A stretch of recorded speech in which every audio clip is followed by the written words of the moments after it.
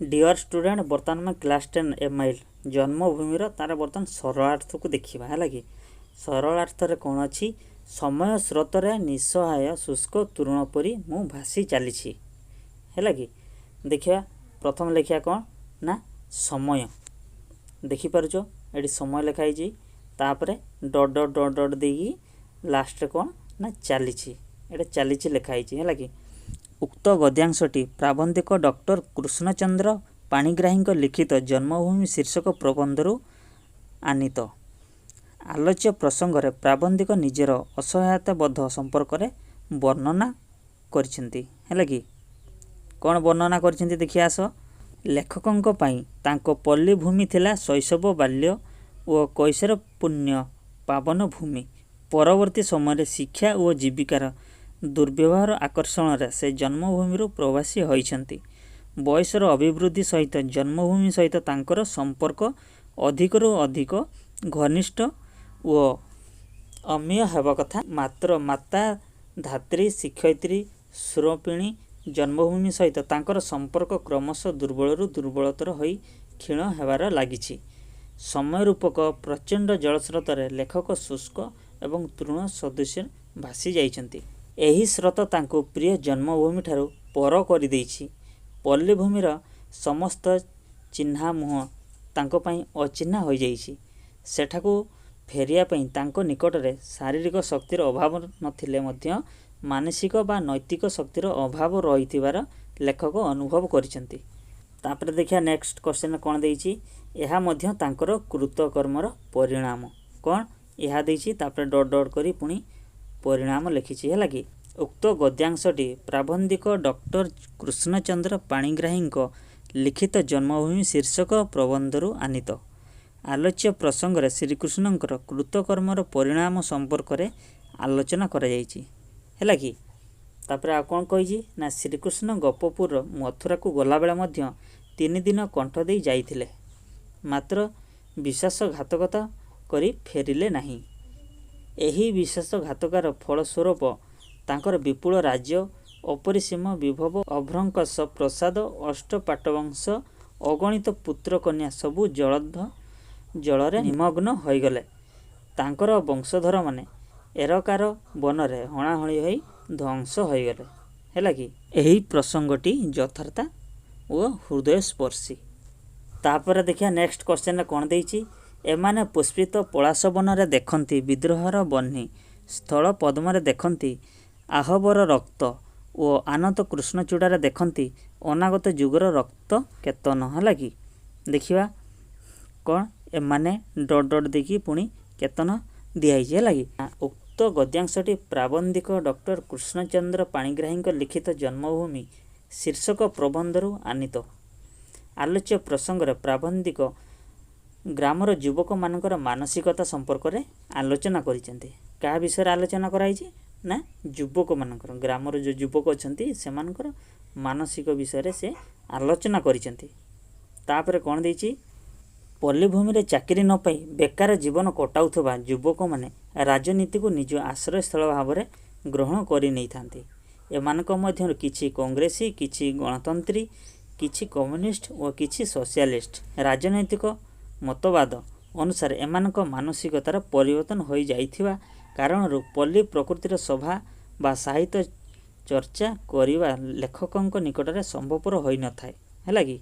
जीवनर रक्षा वास्तवता एमानक निकटकू सौंदर्य प्रति प्रेम छड़ाई नै जाई थाए।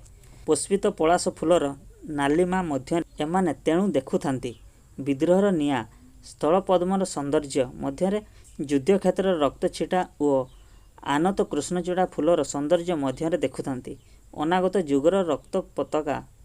तापर लंग क्वेश्चन देखिया कौन देइछि पल्ली कल को फेरी जावा परे तांकर नैतिक साहस नाही बोली लेखक काहेकि कहिसंती। देखिबा तार उत्तर रे कोन अछि स्वाधीनता परवर्ती ओडिशा प्रबंध साहित्य कला चातुर्य रे विमंडित कराई पारिथिबा जणे सफल स्रष्टा हेउचंती कृष्णचंद्र पाणिग्राही हैला कि।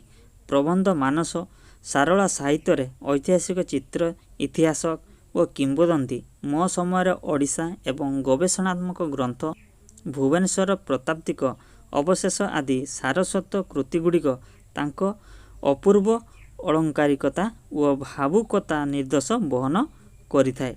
ବିଭିନ୍ନ କାରଣରୁ ପଲ୍ଲୀଭୂମିରୁ ପ୍ରବାସୀ ହୋଇଯାଉଥିବା ଶିକ୍ଷିତ ସମ୍ପ୍ରଦାୟ କିପରି ପୁନଶ୍ଚ ପଲ୍ଲୀ ମନସ୍କ ହେବାର ନୈତିକ ସାହସ ହରାଇ ବସିଥାନ୍ତି ତାହା ପ୍ରାବନ୍ଧିକ ନିଜ ଜୀବନ ମଧ୍ୟରେ ବ୍ୟକ୍ତ କରିଛନ୍ତି।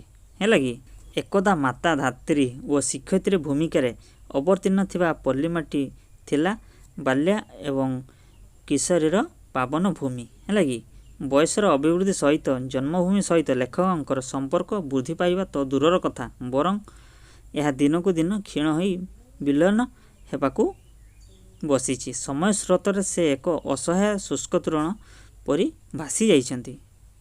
କ୍ଲିଅର। ତାପରେ କ'ଣ କହିଛି ନା ପ୍ରବାସରେ ଥାଇ ଜନ୍ମଭୂମିର ରୂପକୁ କେବଳ ଜାତିସ୍ମର ପରି ସେ ଯାହା ସ୍ମରଣ କରିଛନ୍ତି। ରାଶି ରାଶି ଶାଳତରୁ ମଧ୍ୟରେ ତଟିନୀ ବେଷ୍ଟିତ ଇଞ୍ଜକିପ୍ କିରାଟିନ୍ ମୋର ଜନ୍ମଭୂମି ମୋ ଆଖି ଆଗରେ ଭାସିଯାଏ, ମାତ୍ର ତାର କଳକୁ ଫେରିଯିବା ପାଇଁ ମୋର ସାହସ ହୁଏ ନାହିଁ। ହେଲା କି ଗ୍ରାମର ଶିକ୍ଷିତ ଓ ଅଶିକ୍ଷିତ ବେକାର ନବଯୁବକମାନେ ଚାକିରି ନ ପାଇ ରାଜନୀତିକୁ ଆଶ୍ରୟ କରିନେଇଥିବା କାରଣରୁ ସେମାନଙ୍କ ସହିତ ପଲ୍ଲୀ ପ୍ରକୃତିର ଶୋଭା ଉପଭୋଗ କରିବା କିମ୍ବା ସାହିତ୍ୟ ଚର୍ଚ୍ଚା କରିବା ଲେଖକଙ୍କ ନିକଟରେ ସମ୍ଭବ ନୁହେଁ। ବହୁବାଦ ବିସମ୍ବାଦ ସହର ପଲ୍ଲୀଭୂମିରେ ଗଢ଼ି ଉଠିଥିବା ଏକ ପରିବାରରେ ଭାବନା କିମ୍ବା ଜନ୍ମଭୂମି ସହିତ ପୂର୍ବର ସେ ମଧୁର ସମ୍ପର୍କ ତାଙ୍କର ଆଉ ନାହିଁ। ହେଲା କି ସେହିପରି ଗ୍ରାମର କୌଣସି କର୍ମ ଯୋଜନାରେ ମଧ୍ୟ ଲେଖକଙ୍କର ସ୍ଥାନ ନାହିଁ, କାରଣ ତାଙ୍କ ନିକଟରେ ଭୌତିକ ଶକ୍ତିର ଅଭାବ ନଥିଲେ ମଧ୍ୟ ଅଭାବ ରହିଛି ନୈତିକ ଶକ୍ତିର। ବାସ୍ତବରେ ଏହି ସମସ୍ୟା କେବଳ ପ୍ରାବନ୍ଧିକଙ୍କର ବ୍ୟକ୍ତିଗତ ସମସ୍ୟା ନ ହୋଇ ସମସ୍ତ ଶିକ୍ଷିତ ସମାଜ ପାଇଁ ଏକ ବ୍ୟଙ୍ଗ ହୋଇଯାଇଛି। ଏହି ନୈତିକ ସାହସରେ ଅଭାବ ପଲ୍ଲୀ ଜନନୀ ଆଜି ଶିକ୍ଷିତ ଶୂନ୍ୟରେ ପରିଣତ ହୋଇଯାଇଛି। ତାପରେ ଦେଖିବା ନେକ୍ସଟ କ୍ୱେଶ୍ଚନରେ କ'ଣ ଅଛି ନା ଗ୍ରାମରେ ଦେଖାଯାଉଥିବା ଏକ ପାରିବାରତ ପରମ୍ପରା ସମ୍ପର୍କରେ ପଠିତ ପ୍ରବନ୍ଧକୁ ଭିତ୍ତି କରି ବର୍ଣ୍ଣନା କର। ଦେଖିବା ତାର ଉତ୍ତରରେ କ'ଣ ରହିଛି। ଶାଢ଼ିକ ବୈଭବ, ଅଳଙ୍କାରିକ ଭାଷା ଓ ତାଙ୍କିକତା ଯେଉଁ ପ୍ରାବନ୍ଧିକଙ୍କ ଗଦ୍ୟଶୀଳରୁ ଅନ୍ୟମାନଙ୍କଠାରୁ ସ୍ୱତନ୍ତ୍ର କରିଥାଏ ସେ ହେଉଛି ବିଶିଷ୍ଟ ଐତିହାସିକ ଓ ପ୍ରତାବିକ। ହେଲା କି କୃଷ୍ଣଚନ୍ଦ୍ର ପାଣିଗ୍ରାହୀ ସାରଳା ସାହିତ୍ୟରେ ଐତିହାସିକ ଚିତ୍ର, ଇତିହାସ ଓ କିମ୍ବଦନ୍ତୀ ଏବଂ ମୋ ସମୟର ଓଡ଼ିଶା ପରି ସର୍ଜନକୃତି ତାଙ୍କ ପାଣ୍ଡିତ୍ୟର ପରିଚୟ ସ୍ପଷ୍ଟ କରେ। ବୁଝି ହେଉଛି। ତେବେ ଦେଖିବା କେଉଁଗୁଡ଼ାକ ସବୁ ତାଙ୍କ ପାଣ୍ଡିତ୍ୟର ପରିଚୟକୁ ସ୍ପଷ୍ଟ କରେ ନା ମୋ ସମୟର ଓଡ଼ିଶା। ହେଲା କି ଏଇଭଳି ଭାବରେ ପ୍ରବନ୍ଧ ମାନସ ପ୍ରବନ୍ଧ ସଂକଳନରୁ ସଂଗ୍ରହିତ ଆଲୋଚ୍ୟ ଜନ୍ମଭୂମି ପ୍ରବନ୍ଧରେ ପ୍ରାବନ୍ଧିକ ବିଭିନ୍ନ କାରଣରୁ ପଲ୍ଲୀଭୂମିରେ ଗଢ଼ି ଉଠିଥିବା ଏକ ପାରିବାରବ୍ଧ ଭାବନା ସମ୍ପର୍କରେ ମୌଳିକ ଚିନ୍ତନ କ'ଣ ପ୍ରଦାନ କରିଛନ୍ତି।